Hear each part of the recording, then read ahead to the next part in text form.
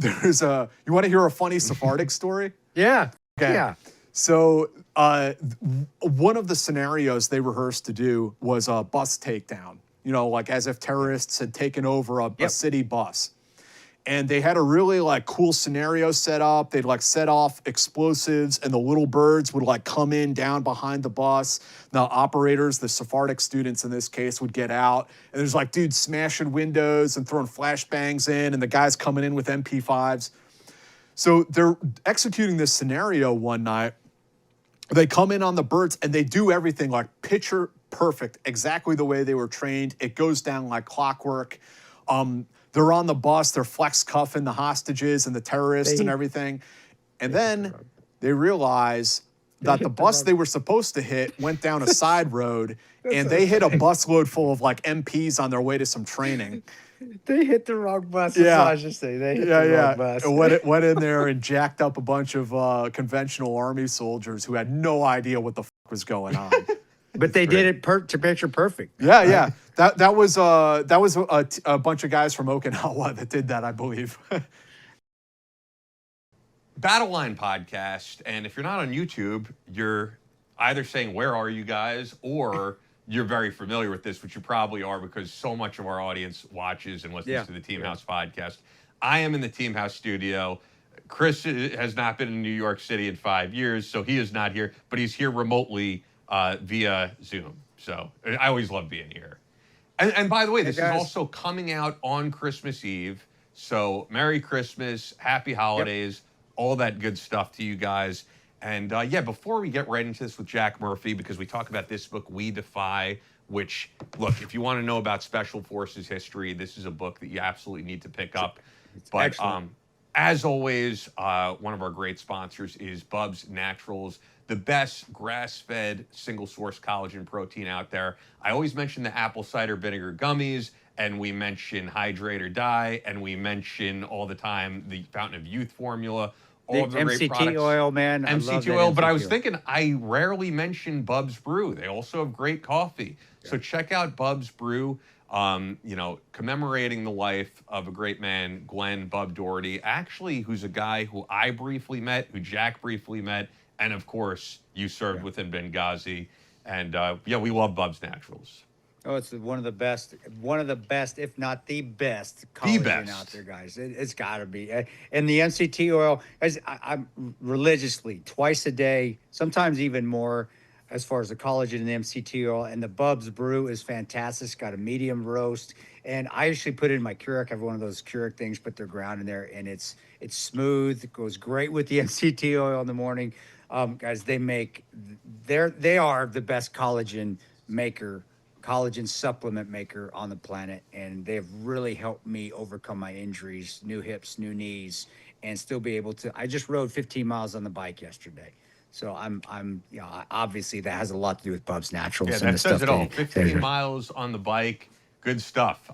So check them out, guys. BubsNaturals.com. Use the promo code BattleLine, and you'll get 20% off your first order. That includes all the supplements we just spoke about. BubsNaturals.com. Promo code BattleLine. And with that, let's get right to our interview with Army Ranger, Green Beret, author, journalist, Jack Murphy.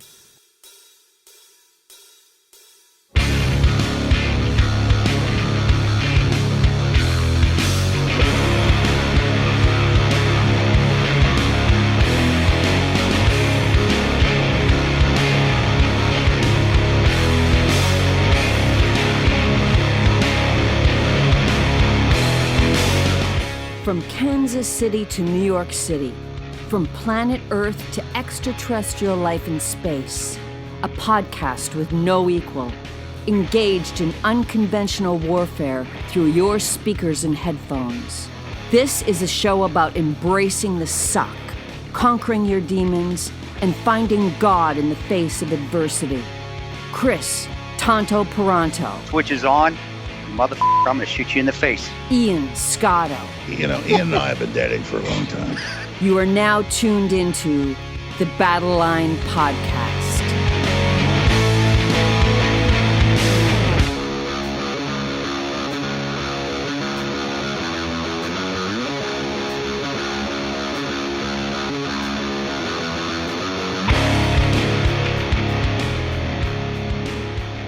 The switch is on. Battle Line Podcast. Clearly, we're at the Team House studio. I know a lot of you guys follow the Team House, and we're on with a guy I go way back with, Jack Murphy, Army Ranger, Green Beret, creator of the Team House podcast, journalist, and the author of We Defy, which has just come out this month. We Defy, the Lost Chapters of Special Forces History. A lot of you guys have picked it up by now. And yeah, it's awesome to have you on, man. I know like a lot of time and a lot of interviews went into making this book. Yeah, I mean, 10 years basically in the making, and it's been about 5 years since my last appearance on your podcast. That is true. That is true. But I was here for the Team House party. Yes, you were. Yeah. Yeah. I hope you had fun. Has it been that long? Are you serious? Yeah, I'm serious, man. I brought my daughter with me to when you guys were using that studio in Manhattan, and she was like 8 years old. She was like up to my right around here maybe. Yeah, she's unrecognizable. So yeah. Wow. Yeah. I didn't realize it. Time You've aged gracefully, dude. Well, you look thanks. good. Oh, the beard's a little whiter, but you know. It comes with the territory. But you're not like one of those rangers that just let themselves go, and you look at him, you're like, holy shit! How did you even run a mile, dude? Are you sure? Are you sure you're with battalion? Are you sure?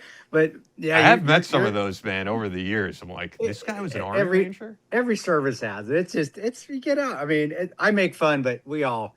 What are you gonna do? You're not in anymore. I'm gonna eat bonbons and watch TV and go eat chicken fingers all day. I've had those moments, man, where life kind of kicks you in the nuts and you fall off the wagon, right, for a while. But I the last like maybe 5-6 years, I think I've done pretty good, like maintaining like throughout the year, just like a kind of steady PT program.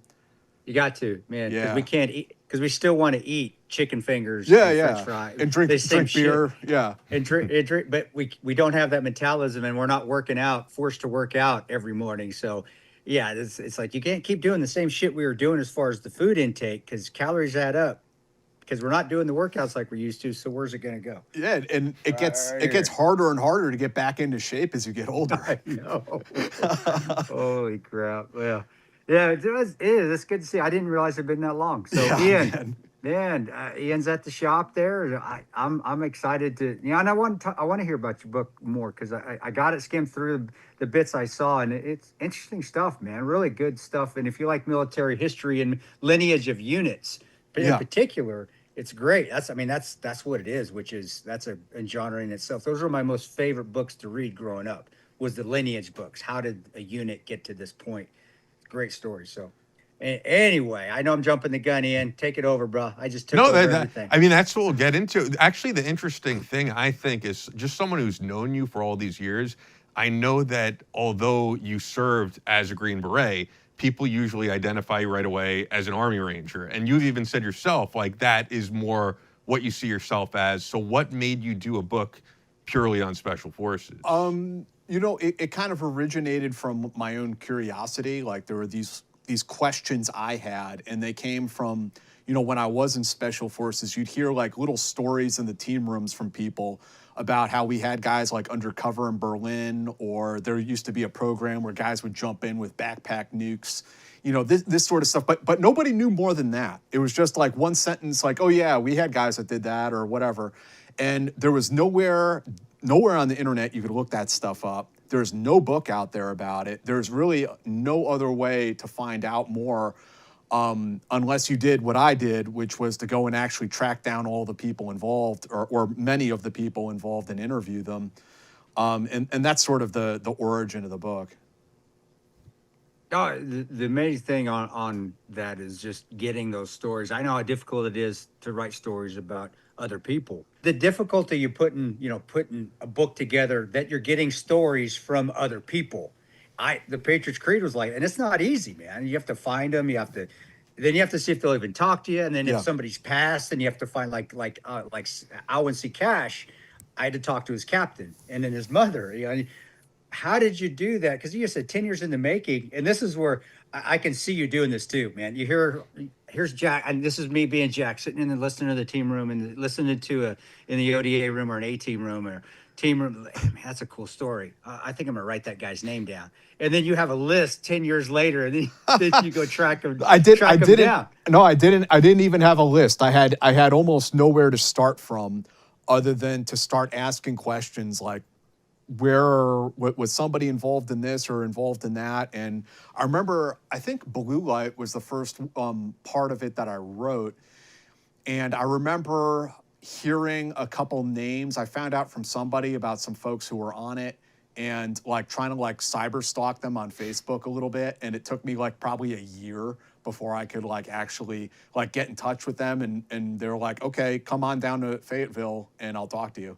I'm like, all right. So we're doing a little bit of traveling. And, but then there were others like the chapter on Detachment A. Bob Charest is a great guy. He puts together the Dead A reunion every year and brings all those guys together. And he invited me down there so I could like interview like 15 of them back to back to back. Wow, so cool. that was like the easiest part of it to write, because it came together like that. But the others, I mean, they all required a substantial amount of work and legwork to get done. Did you have to like massage some of these to really get an interview? Because the thing that I noticed, just the people that I've interviewed over the years, the older generation takes the whole quiet professional, silent professional thing, even to an extreme. Some people feel like if you've written a book about yourself, like that's a no-no. Yeah. And I even know, like, you know, when you first started talking with Jim West, who's, you know, a friend of ours, it took a while for him to open up. He didn't want to be bothered by anybody. Yeah, no, that definitely is the case often. And also the programs that I wrote about, it's pretty much all declassified now, but they were highly classified programs at the time. Yeah. And so the guys, you know, you were a soldier, then you retired, and it's just like you maintain this code of silence, you know, because of classification. And they don't necessarily even know what's been declassified or not. Like there's a great story by, I can't remember the gent's name, but he was with his wife. Maybe it was at the Special Operations Museum, but they had an exhibit about green light, and they had like a mock-up of the nuke and everything. And like he walked around the corner and sees it, and he's like, it knocked my socks off. I never even told my wife about that. You know, or when I was interviewing the Dead A guys, a couple of them remarked to me, they're like, it feels so weird to be in front of a camera talking about this, because I had to like hold it all inside for decades. Did you feel like some of them got a relief, almost like a sense of, you know, a cathartic or a sense of catharsis after reading? I mean, after telling you, I know that when I was able to say what I could say, it felt like a little bit of a weight. I mean, there was stuff that came after that made it even heavier, but there was like, man, I can finally say something. And I can't even imagine, you know, holding it in for 20, 30 years. Yeah. I mean, did you feel like you're being a therapist, I guess, at some points in time too?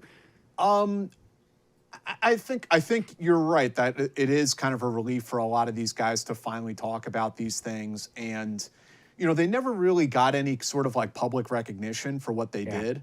Not that like, I don't think, at least none of the guys I spoke to, I don't think they like want a medal or anything, or they don't want a TV show or anything like that. It's just like some recognition for all the hard work that these guys put into these different programs.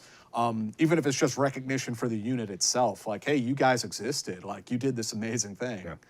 Yeah, well, I was going to say that plays in actually perfectly when you said these guys aren't looking for a medal, they're not looking for recognition.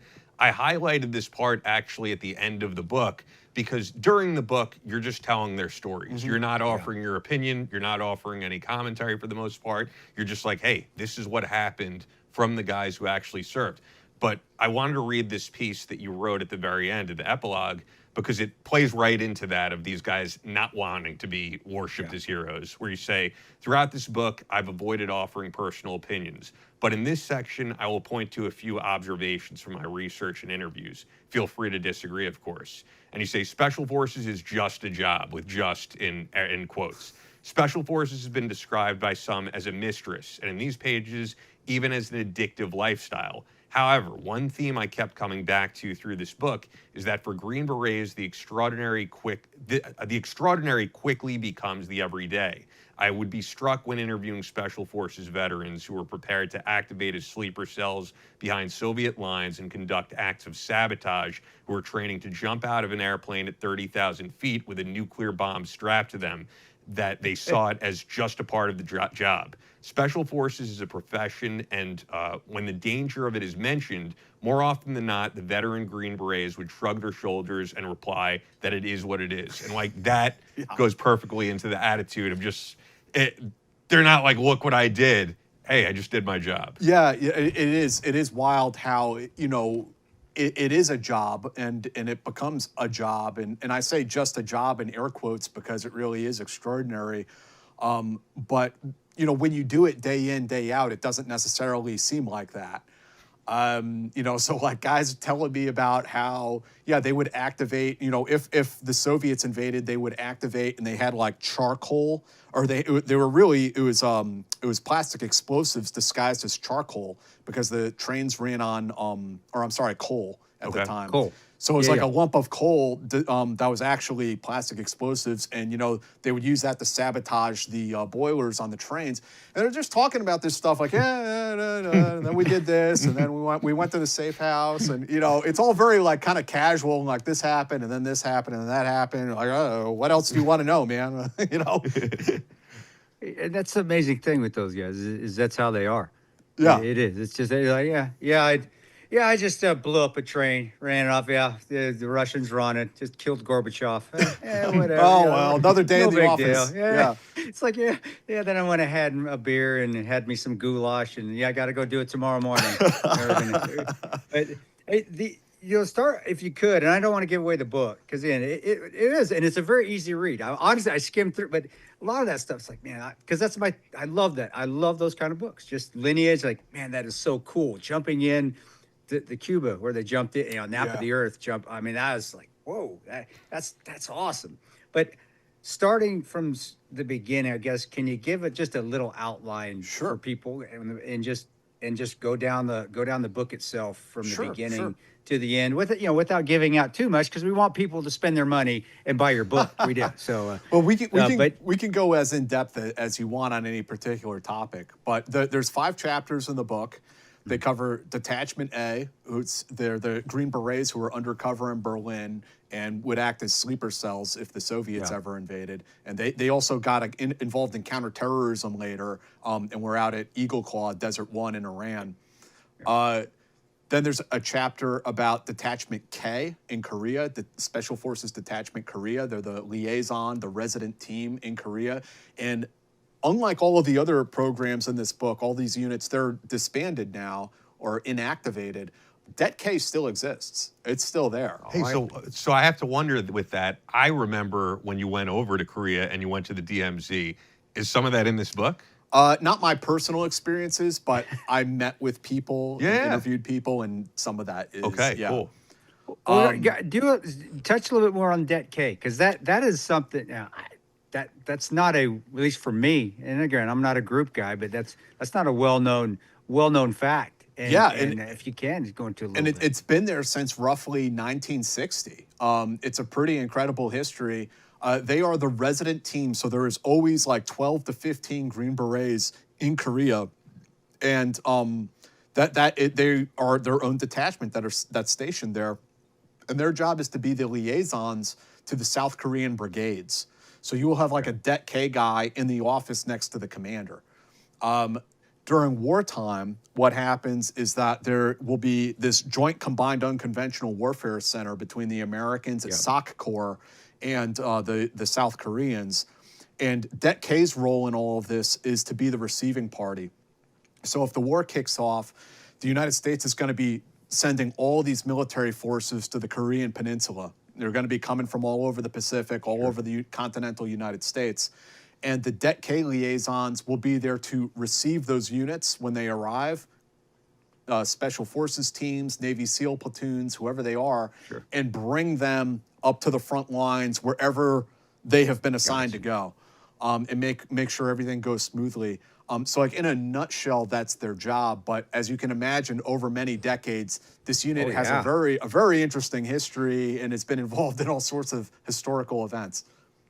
Oh, the recent thing that just happened where wasn't there just a coup or somebody, there was a overthrow of the, all right, this is off the subject, but now that you're talking about this, did they have any role in any of that, or would they have any role? Because that was crazy what happened with what happened with their government just recently. Well, obviously the South Korean military was involved in the most recent incident, and there were military coups in Korea through like the 60s, 70s, and 80s. It's kind of nuts.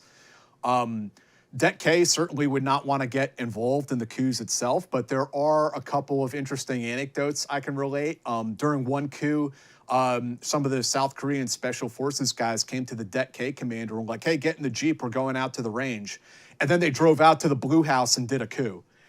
So they're bringing this, they're bringing this American soldier along so it can like try to like give it like, oh, this is sponsored by the American government, even though it wasn't. And that commander had to be sent back home very quickly because of that. There's another coup in the 80s where the Det K commander was enjoying some local cultural entertainment, and some South Korean Special Forces guys barge into the joint, and they're like, hey, you're coming with us. And they put him on like house arrest for like 3 days while they did their coup. And they would like come to him like looking for advice. And what happened, he couldn't offer advice because it would have been against, he can't write foreign policy. But he became the only real back channel between these coup plotters and the United States government, because the Department of State, they were just cut out of it, and these military dudes didn't want to talk to them. So this one guy, his name is Chuck Randall, becomes like the only commo between the South Korean government and the United States government for like 4 or 5 days. So the Det K guys are like on the periphery of some of these events. Yeah. Oh, that is so cool, man. Can you he's having sex with the whore and they just yank him out and say, hey, man, we need you for this coup without telling him. So basically he got screwed twice, or didn't get screwed once and then got screwed the second time. I can't confirm or deny all of those details. That is so great. And that is what was cool, because I didn't know that, and I just think back now, like, man. But it's like, who would really, unless you're really researching this. And you really don't. And who would have? That would have been a cool job. If I have any regrets at all, it would be, man. I wish I would have known about that. I would have thrown my name in the hat for it, because that would. And you really are. You have no oversight. You're on your own out there, living the life until something happens, and then you're in the shit. I can't even imagine. How cool I would say. I don't want to say they have no oversight, but I mean, I think there is some limited oversight, that they are kind of left to their own devices to execute their mission. There was a time, and this is interesting, in the, I guess in the 70s and into the 80s, First Group was deactivated. Okay. Det K was a part of First Group. So now they were left abandoned. They were like the redheaded stepchild just left out there. And so they ended up being placed under the Big Army, which is very weird. It's a special forces unit under Big Army. Ooh. But Big Army had in this case, they really did not have supervision, because these conventional guys have no idea what these dudes do. And so they're out there. And they told me there were more pros than cons to that relationship. Like it allowed them to do a lot of different things. But yeah, man, those guys got around. They still do. And they're still out there facilitating. Did they have to be part of the SIF team first? Like, you have to be through Cephalic and Sephardic and be all that high speed. But you can just be on an ODA and apply for it, and correct. Wow. Yeah. Man. I mean, I shouldn't say just be on. I mean, come on, you still got to be long tabbed. Yeah, it's a very classic Special Forces relationship. It's a liaison relationship. It's not necessarily combat. It's making sure that these different units are working well together. I know a number of the guys that you interviewed passed away since doing the book. One of them, like pretty much right before the book's release, did any of their spouses or anything say to you, like, thank you for getting his story out there? Because for some of these guys, there is no published work on who they are and what they did. And like, you're putting their legacy out there. And I know, like, for Chris and I, when we've interviewed someone like a World War II survivor like Vincent Speranza, like, it feels like I at least feel like I did something good Yeah. because their story's being told to an audience who hasn't heard it. And I think what you did is important. So yeah, did any of them relay that? Or? Yeah, Sergeant Major Mike Adams passed away just over the summer. I interviewed him for the Greenlight portion of this book. We also interviewed him. There's a Team House interview with him. That we're very proud to be able to put, some of Mike's career out there in that manner. He had cancer, and he thinks that he had it for like 10 years, a really hard battle with cancer, and he feels that, or he felt that, he got that because of his time on the Greenlight program, and that's another chapter in the book, is the nuclear program. He passed away over the summer, and I went to the wake, and I met his widow and his children, and it was, it was interesting. His family felt like they were very much kept in the dark to large portions of his career, his military career, and they were very happy that, that he shows up in the book and that we interviewed him and, began to tell some of his story. It's important. That is cool. The most surprising thing has been actually hearing from the daughters of some of the Vietnam veterans. That's the most unexpected thing, that they're just so happy to hear these stories about their dad that they had never heard before.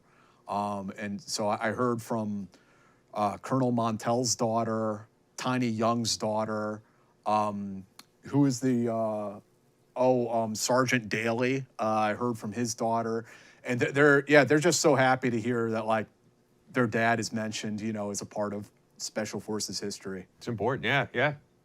Well, it is, and they are more reluctant, and I can understand how the family would love to hear that and all the stuff that they're talking about. Moving on to the because the next after K, then we've got the blue light stuff. Yes. And I thought, to me that was, the K stuff was cool. And even you talking about it more, expounding on, because again, I didn't deep dive into the book because just getting it yesterday. But the blue light stuff was cool. It was really cool. Can you go into a little bit of that? Because that was the nuclear. Just you're strapping a dirty bomb to yourself, and you're. Wait, do you want to talk about blue light or green light? Green light. I'm sorry, okay. Green light. Yeah, green light was the nuke program. So you go into the 1950s.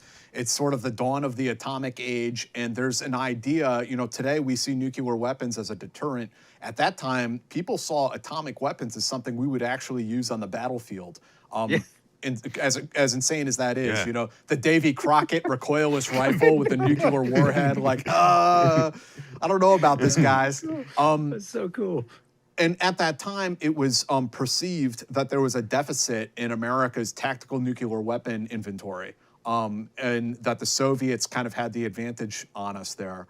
And that was where Greenlight came in. In the early 1960s, they developed a device called the Special Atomic Demolition Munition, or SADM. It's about the size of a beer keg, weighs about 50 pounds. It's the one kiloton or so yield. It's a baby nuke.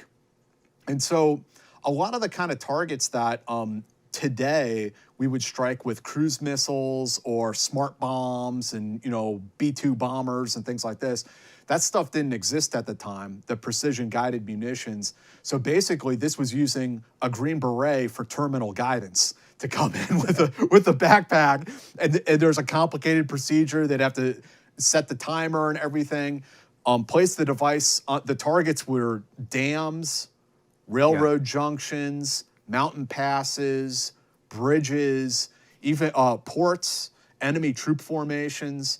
And the targets, when we think about this program, even me, when I was writing this, the way I thought about it was that the targets were in Eastern Europe. It was to counter a potential Soviet invasion. But I found out that the Greenlight teams had targets in Cuba, North Korea, Panama, the Trans-Caucasus Mountains. There were targets all over the world.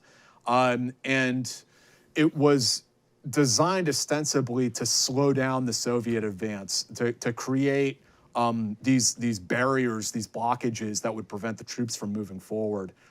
That was the concept behind it anyway.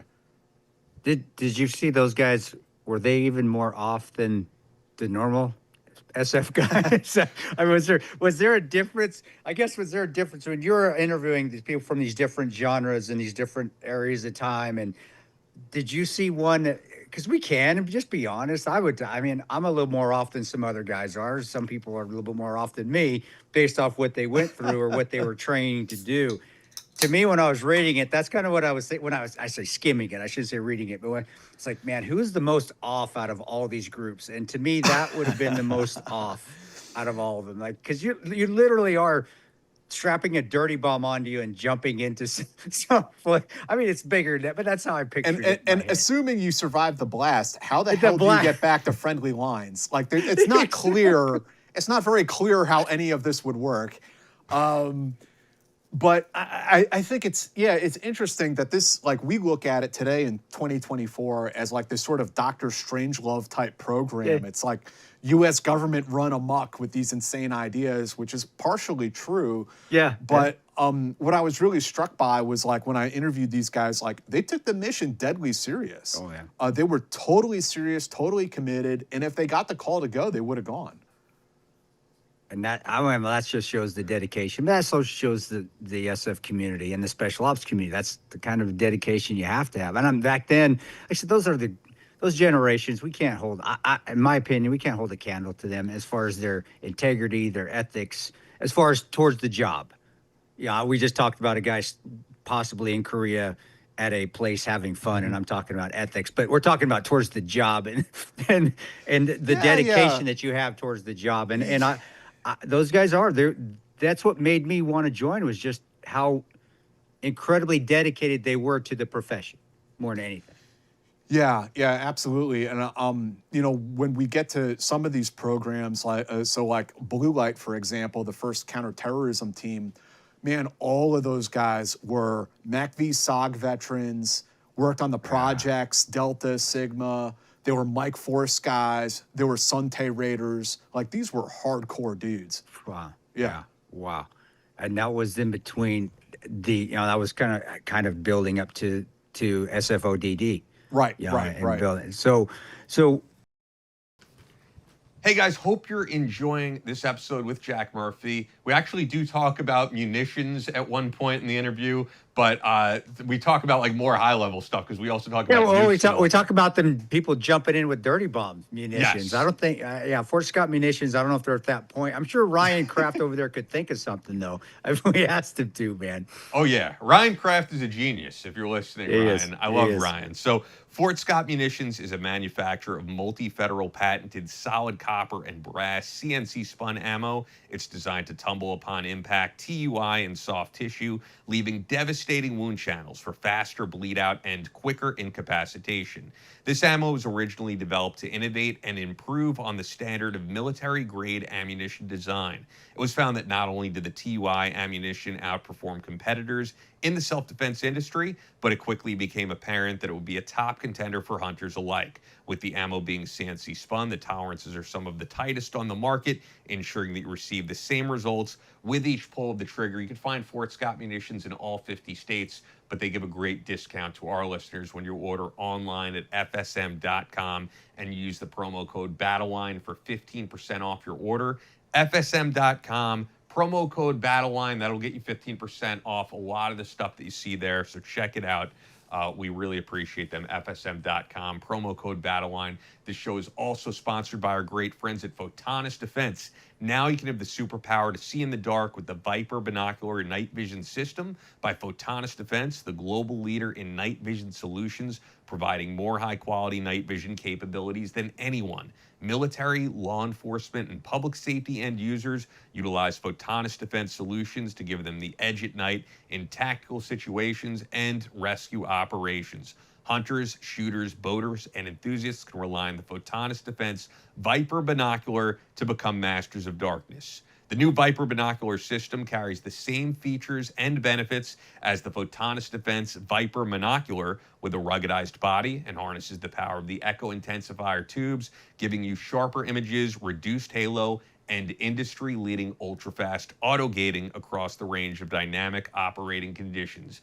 Visit photonisdefense.com for more information, or look for Photonis Defense product options from your night vision dealer. That's PHOTONIS defense.com, photonisdefense.com. With that, let's get right back to our interview with my good friend, great author, host of the Team House, Jack Murphy. I guess that's what the next we're going to, and I'm sorry I confused the two. it's okay. You can hit me up later.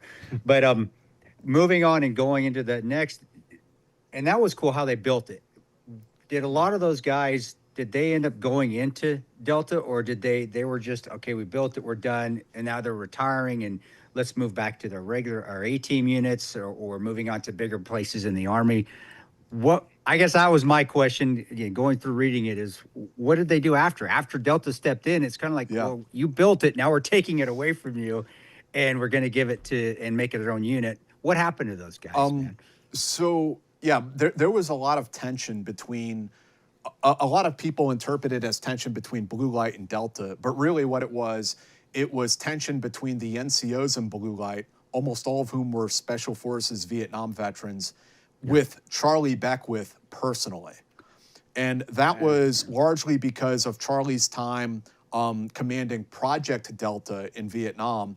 Project Delta, totally separate from Delta Force. I know this is confusing for civilians out See, there. I wouldn't know. I'm actually glad you said that, because when Chris said that, I assumed Delta Force. Okay. Yeah. Project Delta was a Special Forces reconnaissance unit that worked like in South Vietnam. Okay. There was a big op when Charlie was the commander, and a lot of people blamed him for getting guys killed, rightly or wrongly. That's maybe for the guys in the unit to judge. Yeah. But that's where the tension arose from. So Blue Light was stood up to be this interim counterterrorism unit until Delta Force was fully validated and activated. Yep. When they got to that point, Blue Light was being deactivated, and those guys were the entire unit, all of Blue Light was called in for a briefing with Charlie Beckwith.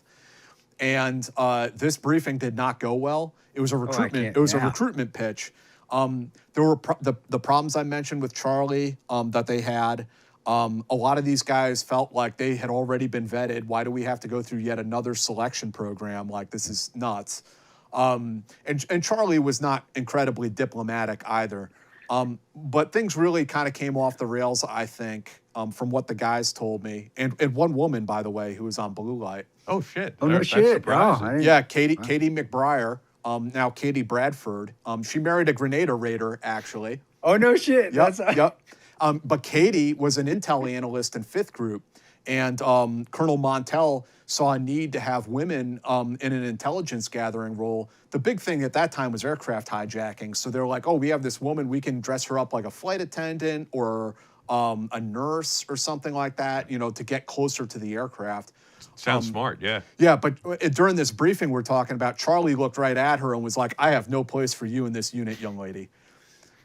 And then one of the Special Forces veterans stands up to ask Charlie a question, and he says, so you call your new outfit here Special Forces Operational Detachment Delta. Does that mean it's like a Special Forces unit like the one that you destroyed in Vietnam? Oh, shit. Oh, damn. And that was kind of the end of that briefing. That was sort of it. So no one from Blue Light volunteered to go to Delta or even try out for Delta at that briefing. I didn't.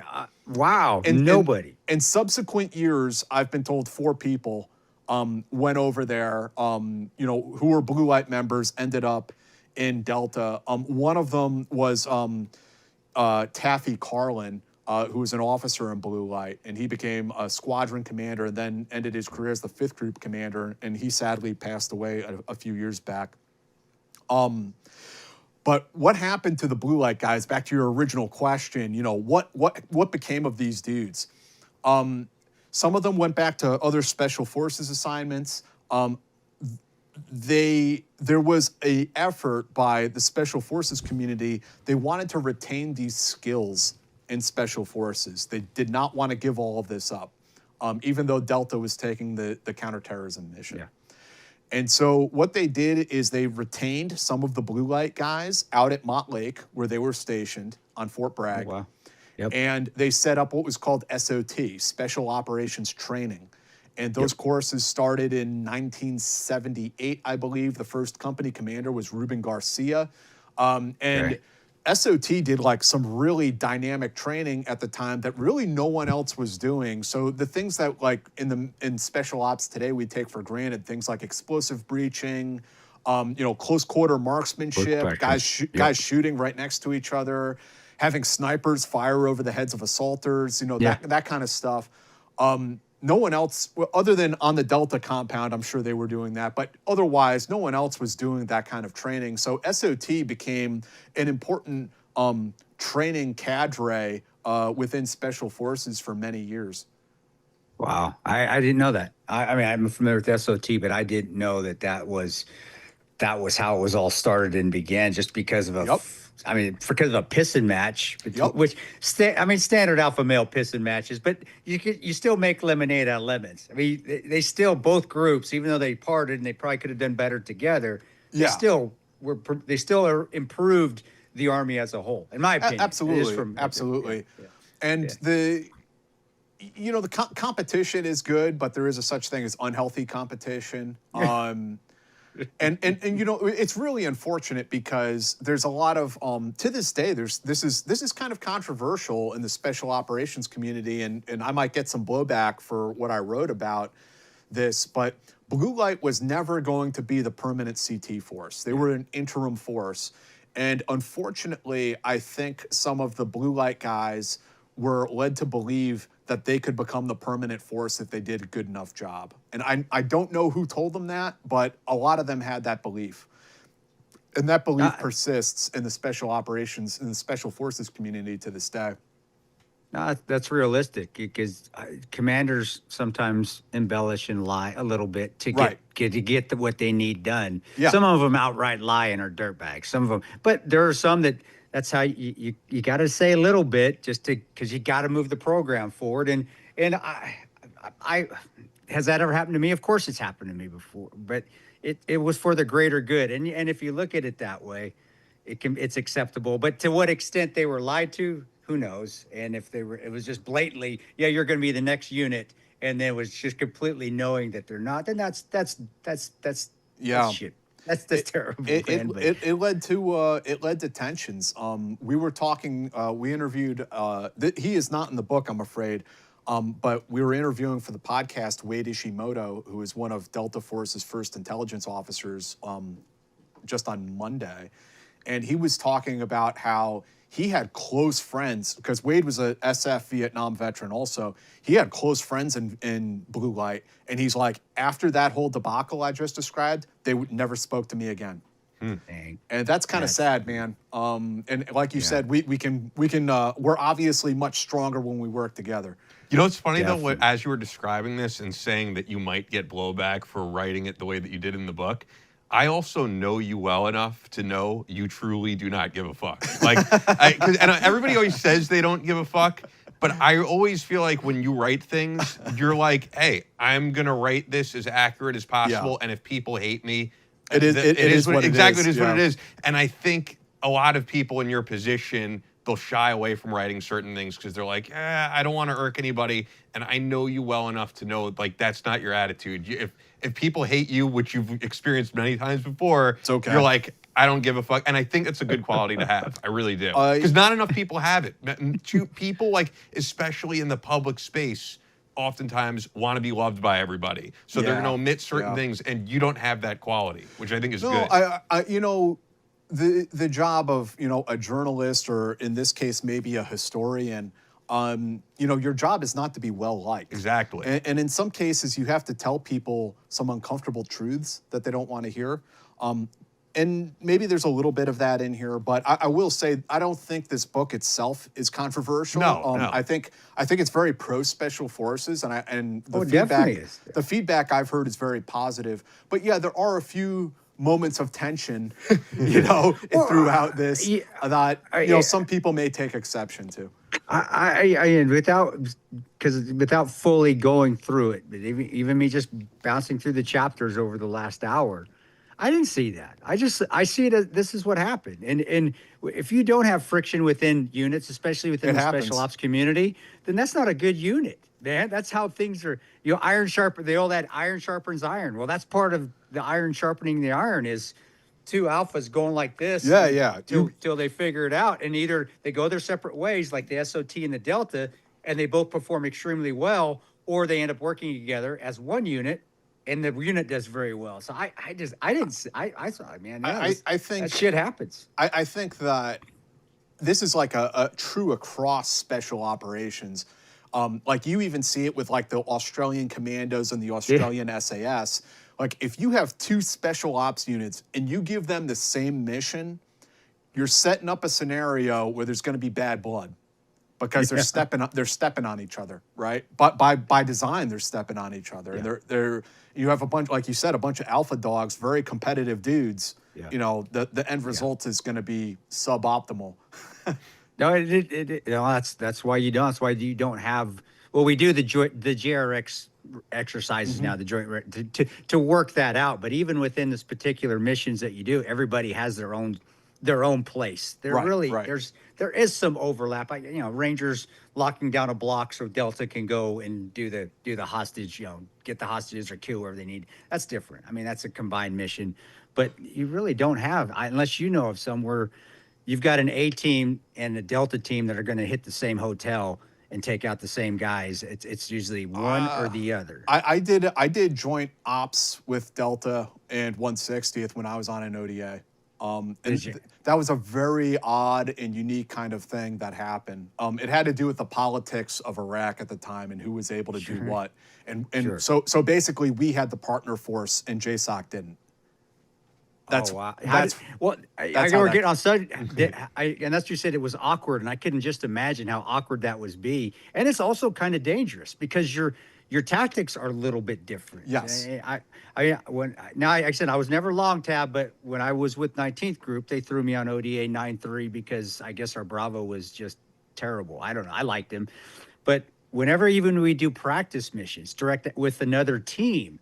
An A team, Our team book, our tactics within the teams are all different, and it was a complete clusterfuck. because even within your team, you have different SOPs, and even within the group, absolutely. And so, I mean, I think that's another, and that's smart to me is units. You do have combined units doing things, but the particular missions are still, to my opinion, separated. So on yours with that one, how'd it go, man? I mean, how'd the op go? They went fine. Really, it was our partner force with us as liaisons executing on JSOC targets because they couldn't execute unilaterally. That's really what it came down to. But it should be pointed out. I mean, nobody does joint operations better than the United States. These sorts of tensions we mentioned, they exist in other countries too, but although we're competitive with each other, we work together much better than anyone else, I think. And that's also, that these different units are brought together within SOCOM and within JSOC. Were there any crucial players you wanted to interview for this book who were just like, nope, I don't want anything on the record? There are a few sources that are anonymous in here. I try to keep that to an absolute minimum, like probably 95% or more of them are on the record. There are a few who talk to me all day, but they're like, don't use my name. Don't use my name in anything. Like why? Like your name is on like the Special Forces website. Like what But there are some guys who are just like that old school. They're like, don't mention my name anywhere. I'm like, okay, well, if you asked, then that's that, I guess. Yeah. So there. I mean, I'm trying to think if there was somebody who really. Is there anybody just hung up the phone? It's like, I don't want to talk about my military service. No. The only thing that I encountered during the research for this book was, well, in one case, another author who was very competitive and tried to shut down what I was doing. Which is fucking crazy. Get that history out there. It gets silly. In another case, this is a little bit humorous. There was a sergeant major I was talking to, and he became irate because he believed falsely that I was speaking to another sergeant major that he had beef with going back to Vietnam. And so they're like, well, if you're friends with him, you can't be friends with me. Like that kind of thing. I'm like, Man, oh. Man, I'm like, men are such dicks, aren't they? Just men are just man. assholes. Just can we all just get along? Man? You know what's funny though? That it's not. I don't know if it's just men. I think like these stupid tensions sometimes carry on to into old years. Because Yeah. I remember before my grandma died. I mean, my grandma was like in her 90s. This had nothing to do with the military. But she was saying that her sister would call her and say, Mom treated you so much better. And I'm like, you were women in your 90s and you're bickering over something that happened 80 plus years ago. Wow. But I think there's some people just can't let things yeah. go. Which actually, to tie into this book, is probably why it's important to get it out there. Don't go to your grave with this animosity or that I never told my story. Yeah, absolutely, man. Do you think any of them look down upon? Well, I was just gonna. Do you think there's anybody, any of them, like look down upon what Chris did or what you did by writing a book that focuses on yourself? Because, like I said, there are no guys from this era who wrote books like you guys did. I know there's like Dick Marcinko and those guys, but they were rare and it's a different era. But yeah, there are certainly people who look down on it. No question about that. But hey, it is what it is. Exactly. It's the same. Don't give a fuck. Yeah, I mean, you don't have to read it. I'm not forcing it on you. You know. And I'm the same way. I mean, and you know, your book and my book, I think, are pretty similar. Is that they're self-deprecating books. Yeah. It's not like we're writing our. It's not like thank you for my service type of book, and you know who I'm talking about there. It's not like that, but it's like no, this is a book about screwing up and how you get through it. You wrote that in your book, that reading Chris's book inspired you a little bit. Yeah, to, it did. Yeah. And actually, I met my editor at Simon & Schuster at your book signing. No way, did you? Yes, Did you? yes. And I got to speaking to her, and that's how my book Murphy's Law. That's how that book came about. No, and it's good. That's another type of book that I dig because it's not. It's like, man, you can be a total screw up. We can screw up here. As long as you just keep pressing through, you're going to succeed. Yeah, exactly. It's adversity.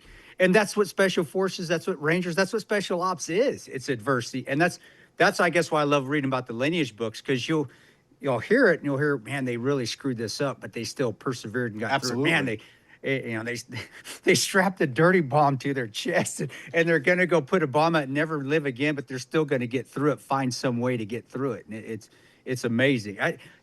Going to the next, and we talk about, and then you get into the commanders in extremis force. Yes. A lot of people, unless they've been in, even those that have been in, but the majority of them that haven't, and that was a unit, that was trying to assist us, they don't know what that is. And so, can you go into it a little bit? Because I really didn't know what that was when I first joined the Army. I didn't know what that was. The SIF team, I'd hear it. What the hell is that? And then once you get in and you find, but can you go into a little bit? And I thought that chapter was very interesting as well. So there was, following the sort of direct action mission within Special Forces, when you get to 1980-ish, the commander of the European theater commander wanted his own in extremis force, so to speak. He wanted his own quick reaction force in Europe. Delta Force at the time had 2 squadrons, A and B. You cannot have both squadrons on alert all the time. It's just not possible, right? You have to have time, like downtime. Guys go home on leave. They go to their training courses, etc. So Delta was not able to satisfy that requirement that the European command had. So what happened, you already had Detachment A, and then it became PSSE in 10th Group over in Germany. They had a counterterrorism mission, as we talked about a little bit previously.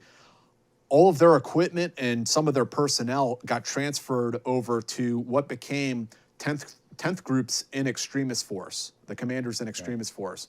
And that's how that came about. And then they stood them up in Panama, and they stood one up in Okinawa.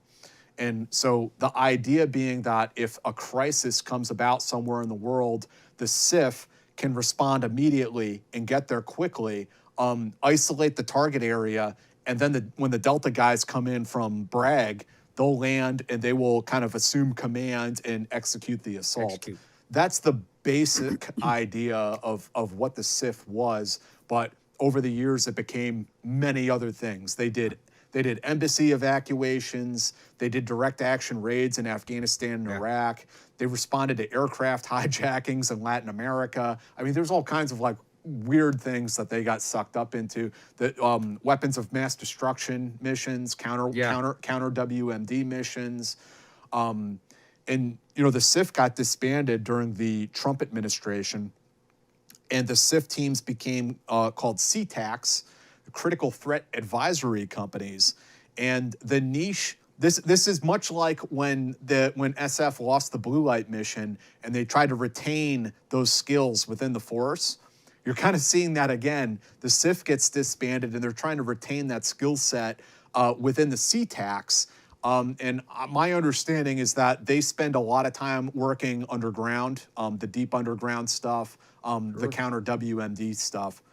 Is kind of what they see their niche being. But this is my opinion, I think that SF is hoping that the JSOC mission will come back one day. Yeah, I didn't know that. I didn't know they got disbanded during. Why? What was the reason? I was going to ask that That's too. an excellent. I mean, that's an excellent unit, man. I don't want to call it Delta Junior because it pisses them off, but I mean they're and knowing them and knowing that they were trying to respond to us was a huge deal. And I knew some of those guys because they also do high level PSD. They were the ambassadors PSD. They were 10th group guys. So I didn't know that. What the fuck? Why were they disbanded? I had no idea. There's this interesting phenomena of like there are SIF supporters and there are SIF haters. What happened during the Trump administration was that you had a SF commander, an Army Special Operations Command commander, and the commander of SOCOM were all former SF or former special, maybe one of them was a Ranger, but obviously they're all special ops officers, and none of them had any connection to the SIF.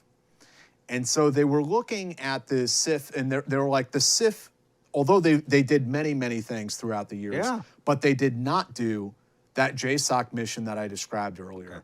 I mean, if someone knows something I don't, feel free to come forward and correct me, but yeah, leave it in the comments. They never executed that sort of in extremis mission leading to to support a JSOC hostage rescue. That never happened.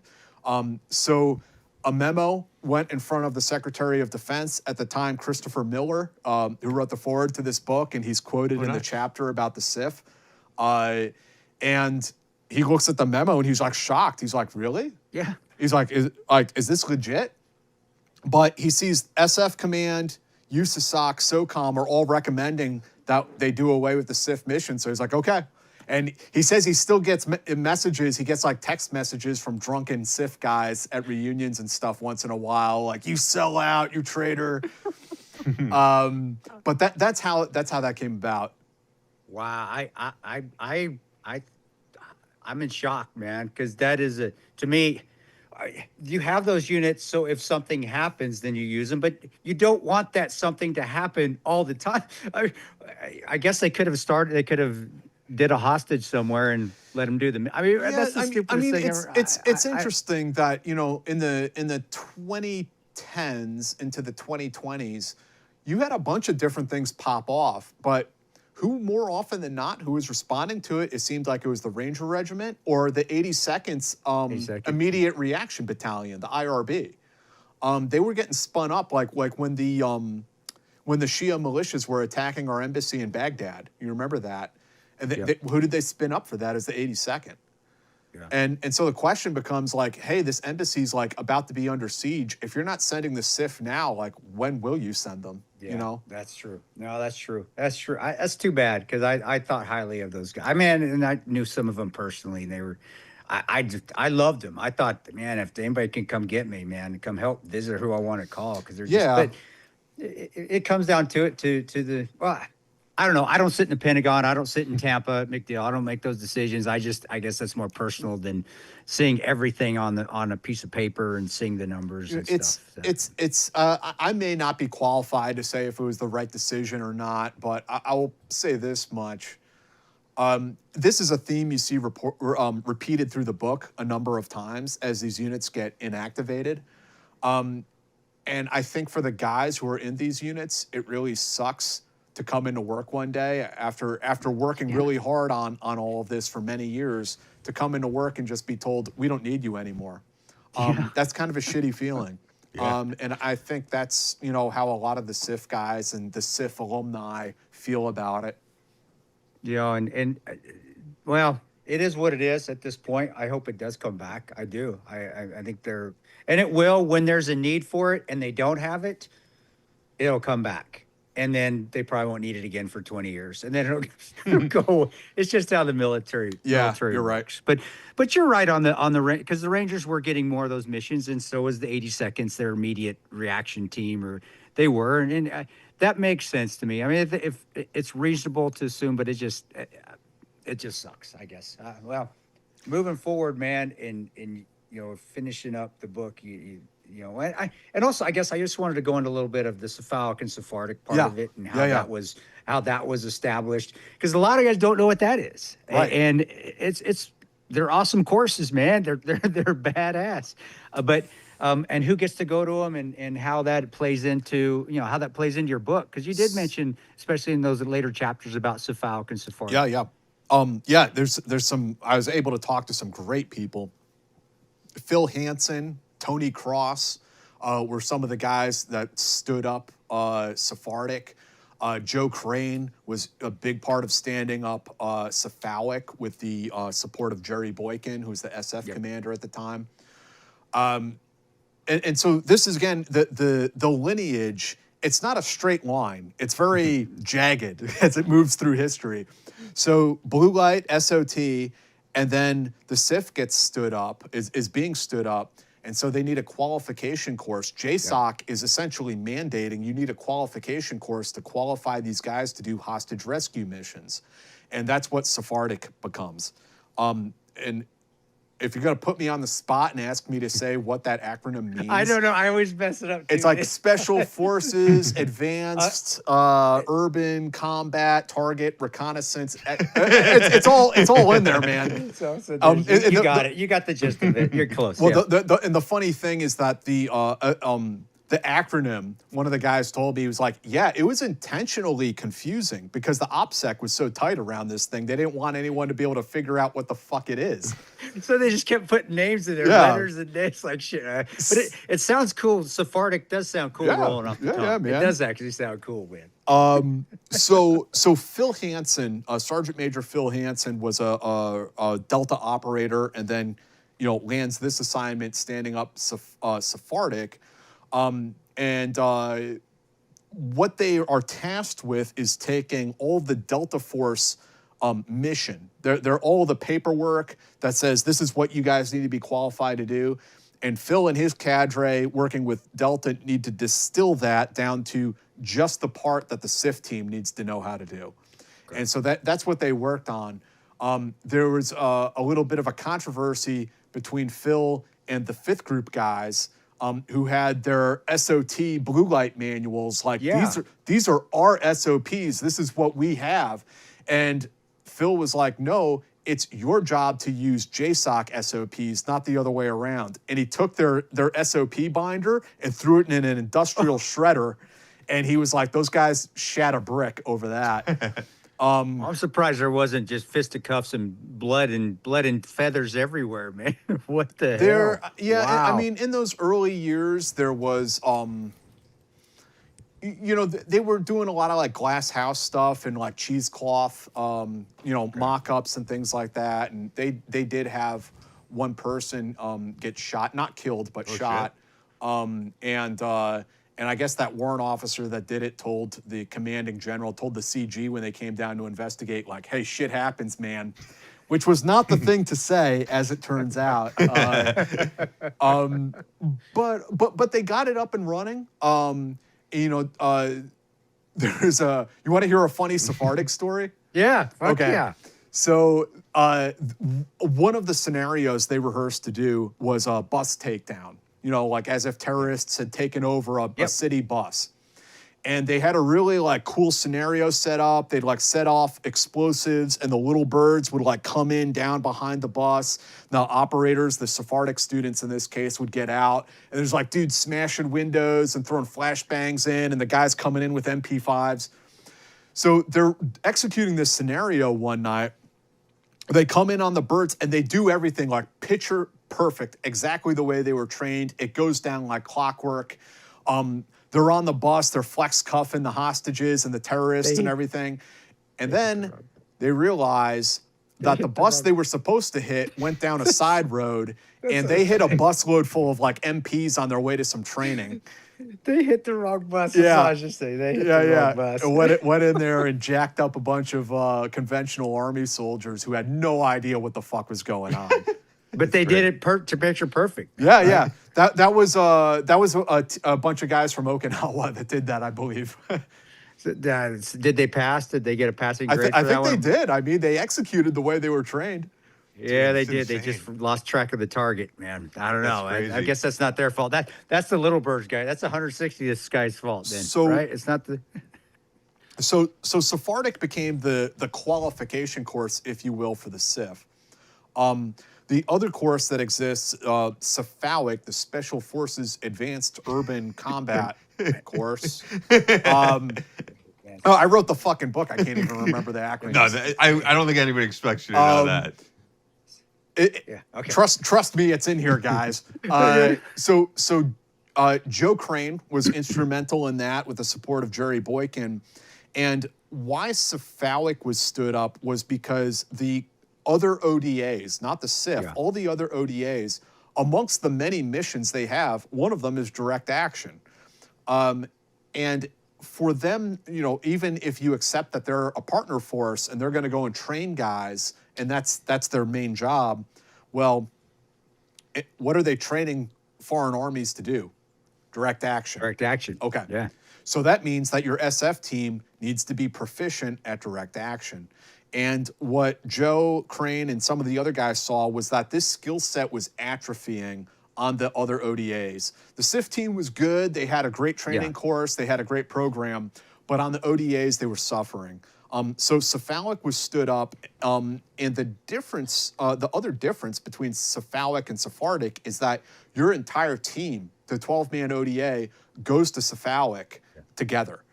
So you're not only going through this advanced training, but you're also learning, the teamwork and the interoperability and developing your team SOPs and all of that in the process. I went through Cephalic, I think, in 2008. It's a good course. It's, run by a cadre, in this case out there at 5th Group, and each group has a Cephalic and they put the teams through it. So I would argue there's this, always this debate: should SF be doing direct action or unconventional warfare? It's Both. It's since time immemorial. But I would argue that even if like the SIF mission or the CTAC mission were to go away completely, there's still going to be a need for Cephalic. Because of what I said, that even if SF is just doing unconventional warfare and FID, they need to know how to train others on, completing these types of missions. I don't think that should ever go away. When I think of SF, I think of everything. You need to learn. You need to know it all. Yeah, you need to know you kinda UW. do. You need to know FIT. You need to be able to do DA. You need to do CT. They're the, not to say the catch-all, but they're the, hey, what do we have in the area? Because they're the ones that are usually have someone in the area somewhere. You don't always have Rangers in North Africa. You don't always have SEALs get around a little bit, but. Yeah, and I mean, SF does bring a lot to the table. The kind of guys that, you can plop down at some remote part of the world and they can figure things out and put things together. And they're designed for, like you said, unconventional warfare, operating for long duration, living off the local economy, sometimes behind enemy lines. Yeah. JSOC isn't designed for that. They're designed for short duration, resource-intensive missions that they're there for a couple days, maybe a week, and then going back home. Ranger Battalion is awesome, but they're not designed for unconventional warfare. That's not what they do. That's not what They're they do. they're a strike force. So yeah, I mean there are pros and cons to each of these units. They all have their mission and their limitations, but I think for UW counterinsurgency type fights, I think SF should be the main effort. I'm with you. I do. I am in agreement. That's what I thought they always were. I really didn't even know there was an argument until, until talking, you really hear that there's pushback. Because to me, SF, that's their own thing. That's what they do. That's what they're specialized in. And not just the one thing, a multitude of things, but they specialize in those multitude of things, and they're needed for all that. That's why it's shocking that the SIF, well, I guess get into it because I skipped it. And that's how I am. I'm all over the place like a cat chasing a light on a wall. But jumping back to the SeaTac stuff. So what's the difference now? What real is it? Just a name change, or are they actually? It's a name change, but the SeaTacs are completely decoupled from JSOC now. There's no JSOC mission. That's the big difference. But they're trying to find their niche, working with DITRA and other agencies on this counter WMD, deep underground, hard target defeat mission. I've been told that some of these teams, like, they're like moles. They're like underground all the time. That's actually even cool. Maybe that's a blessing in disguise. Then. Maybe. Maybe. It is a cool mission, right? Wow, yeah. Heck Probably sucks being in mop gear all day, every day. But that kind of. Well, haven't they not? They've improved everything else. Shit, we can get a GPS on our arm. Can we not make the mop gear form-fitting? Maybe Lululemon gets in and we tighten that stuff up. They've been working on that for years, and it has gotten a little bit better, but I think there's still a ways to go to where the mop suit is not that different than the normal field uniform. We have to do some work on that. You know what I just wanted to ask you? I mean, and this is just a general thing. For as long as I've known you and for as long as we've interviewed together so many awesome people in this community, there are guys who just go out there and do the job and they like doing the job and they don't get into all of this minutia, as I would say, just like I am with certain things. Like, you are a nerd for special operations history, just like you're a nerd for Dungeons and Dragons and role-playing games. So did that come about like before you became an operator, or was that more so after you got involved? No, I always had an interest, and I always read a lot, before I went into the Army, during the Army, and after. But I guess it was, becoming a civilian and still having these lingering questions, and at the same time, covering some of these topics journalistically. There's, it's, your passion meets the opportunity, and it's like, okay. Yeah. And, I spent a long time working on this off and on, and it's really just in the last year I could start to see the light at the end of the tunnel. Like, hey, this might actually come together. And I took everything I had and I dumped it into a Word document to see, like, is it book length? Like, could this happen? Yeah. And I looked at it and I was like, shit, yeah, this could do it. So I kind of put the pedal down, the rest of the year and worked hard to get it polished up and integrate. I mean, there are some things, the stuff about SOT I added kind of at the last minute. There's also at the last minute, I added about 5 pages about how C37, the 7th Group SIF, was stood up, because I got an oral history that was transcribed, was provided to me from the commander of 3rd Battalion at the time, Colonel Chuck Fry, who has passed on.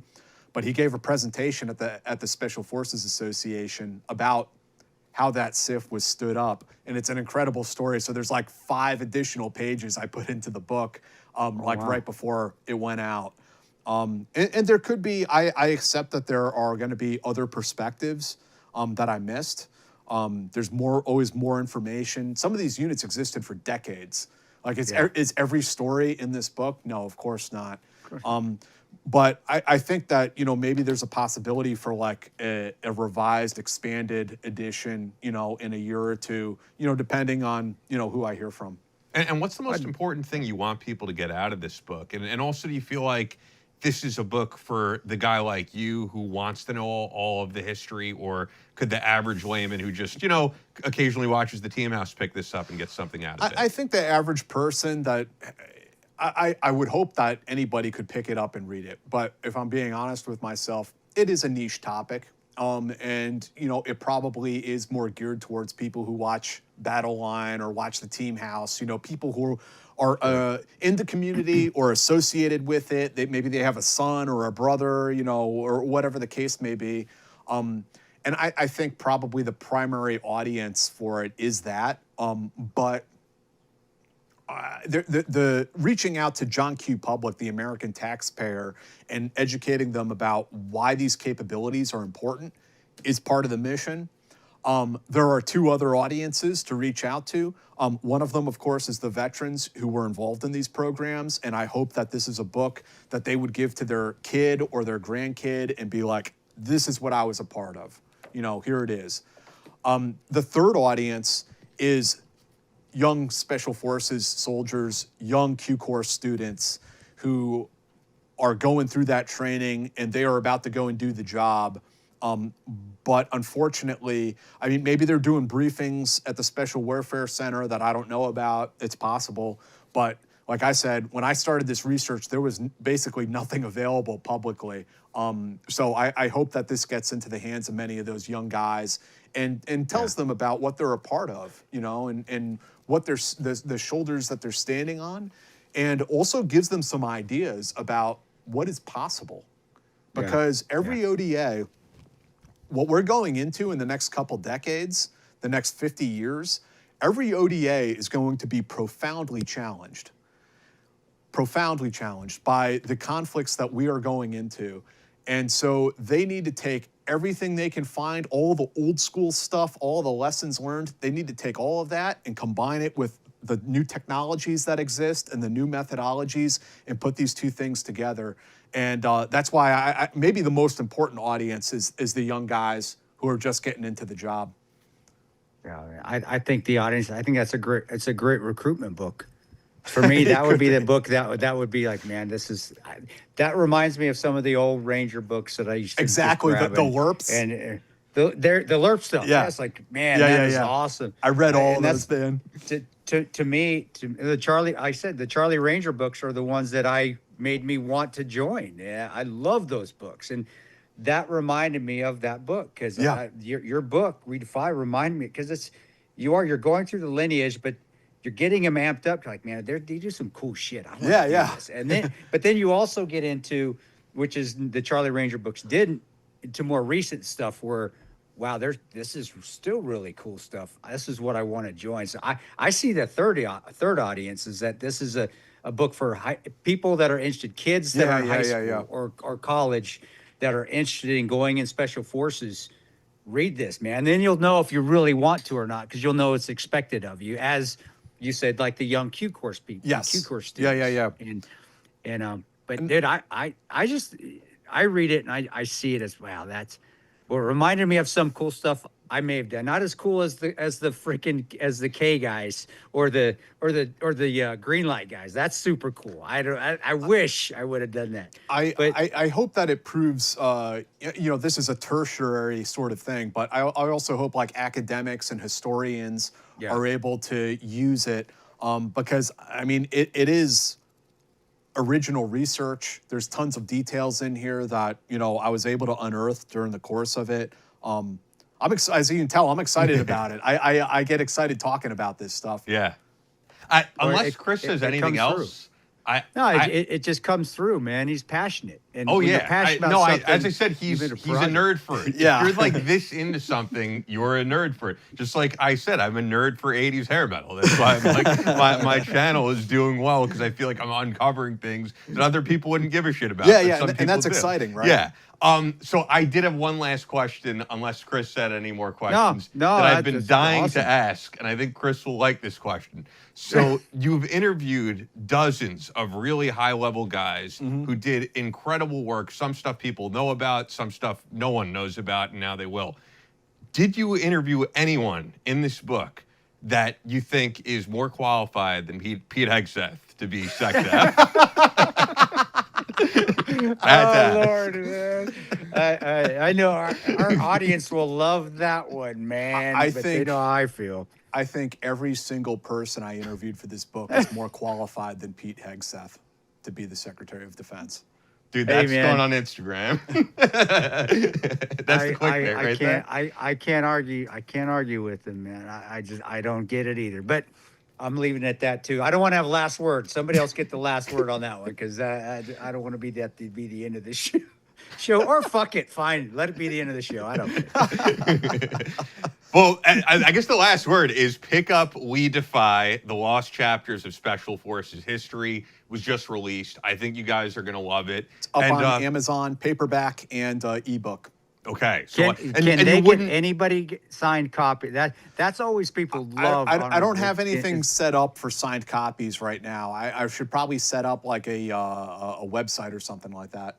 And you wouldn't do an audiobook, you said, because you don't want to sit here and read this whole thing. But I said that I feel like nowadays with AI, you could get a Jack Murphy audiobook without you reading it. Yeah. But then Dee told me at a certain point it gets screwed up, which I didn't know about. I don't know if you want to hop on and explain what the hell I'm saying, Dee, but I just never heard that. Yeah, so I was testing out trying to get an audiobook for We Defy done with AI. We didn't clone Jack's voice. I'm sure the cloning is pretty good, like the voice Cloning's cloning. really good. Yeah. And because Chris actually saw the one that my boss, Adam, did, and it sounds just like it. Yeah. So I've tried a couple like where it was like maybe 5,000 or 7,000 words. Once you get over 5,000 words, it starts really degrading and like skipping words sometimes and stuff like that. So you really have to go over it with like a fine-tooth comb. And I feel like that probably takes away from the ease of it being AI, right? Where it's like you just throw in the text and it comes out.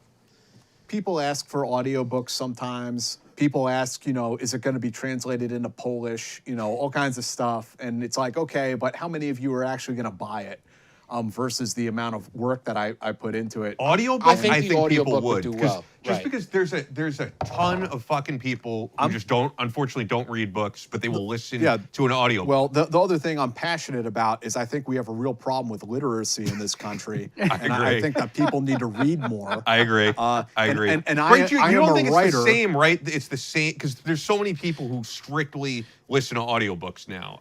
You would probably say, and I would agree, it's not the same as picking up a book and reading it. No, it's not. And I have nothing against audiobooks, to tell you the truth. But me personally, I can't listen to them because I listen to music like when I'm working out, when I'm driving a car, stuff like that. I cannot listen to an audiobook because of like the part of my brain that has to focus on what's being said. I can't do that and something else at the same time. I would have to just sit there and just listen to the audiobook. And at that point, I might as well just read a real book, right? Yeah, that makes sense. I mean, I'll listen to a podcast on a commute. The thing with me, truthfully, is this would be a whole nother topic, but like I was diagnosed with ADD, which I kind of feel is bullshit. I do. But when I read a lot of the times, and I've heard other people say it, like even if I'm into a book, it's hard. I'll go a certain page and I'll read the whole thing. But then I'll go, what did I just read? Yeah. And I have to go back and read again and again. But I still like to regularly read books because I feel like if you're not exercising that muscle, it's going to get even worse. Sure. And I feel like your brain will deteriorate at a certain point. And especially, man, if like people's reading on a daily basis and how many people, like their reading is just doom scrolling captions on Instagram, that should not be what you're reading as an adult because probably when you're in like the nursing home, your brain is going to go. I think that's like a future problem people need to be aware of. Absolutely. The neuroplasticity, right? Oh yeah. And that's all true. There's so much research on that. Yeah. So yeah, go out and read. Literacy is important, as Jack said. Reading is not just fun, it's fundamental. That's our public service announcement. And be sure to subscribe and leave us comments, reviews, all that stuff helps. Greatly appreciate it. That's all for this episode of Battle Line Podcast. But we're always posting new content on social media. Follow us on Instagram at Battle Line Podcast and on Twitter at Battle Line Pod. That's an order. Be sure to subscribe so you don't miss any new episodes up every Tuesday. Leave us a review on Apple Podcasts or your podcast platform of choice. Believe in yourself. face all challenges head on, and as always, never quit.